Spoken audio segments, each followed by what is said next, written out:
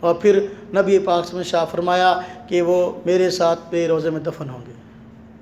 فرمایا کہ قیامت کے دن میں ابوبکر، عمر اور سیدنا عیسیٰ علیہ السلام کے درمیان اٹھوں گا۔ آج نبی پاک صلی اللہ علیہ وسلم کے روزہ میں جہاں سیدنا ابوبکر صدیق کی قبر ہے، حضرت عمر فاروق کی قبر ہے اور خود آپ کی قبر مبارک ہے، ایک قبر کی جگہ آج وہاں باقی ہے اور وہاں عیسیٰ علیہ السلام مدفون ہوں گے۔ سمجھ آئی بات کہ نہیں آئی؟ ہاں جی، اچھا آ اور گئی، بس اس قابو میں رکھے، جانا نہیں، جان نہیں دینا۔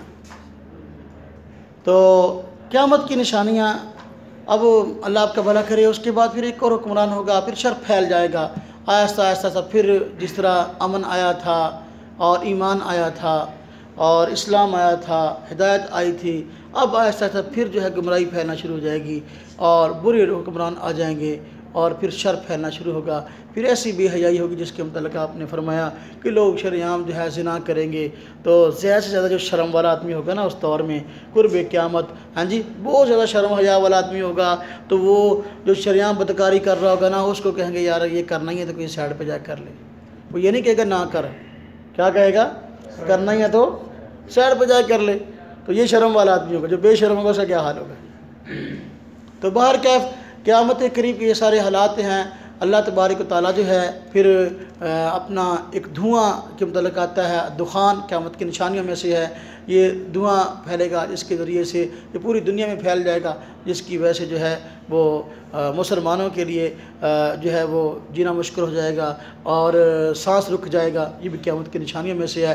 پھر ایک جانور نکلے گا جسے دابۃ الارض کہا جاتا ہے، کیا کہا جاتا ہے؟ دابۃ الارض۔ تو روایت میں آتا ہے یہ کوہ صفا سے نکلے گا۔ کہاں سے نکلے گا؟ صفا مروہ جانتے ہیں نا؟ ہاں، یہ کسی لڑکی کا نام نہیں، پہاڑی کا نام ہے، صفا سے نکلے گا۔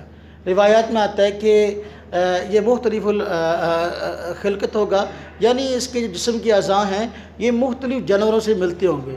اس کا چہرہ کسی اور جانور کی طرح ہوگا، کان کسی اور جانور کی طرح، ناک کسی اور جانور کی طرح، اور جو اللہ آپ کا بھلا کرے ہاتھ پاؤں کسی اور جانور کی طرح عجیب الخلقت جانور ہوگا۔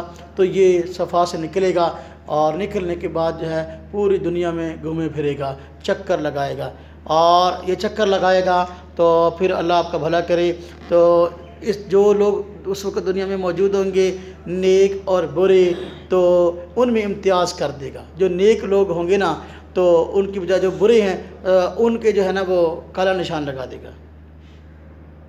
کیا کر دے گا؟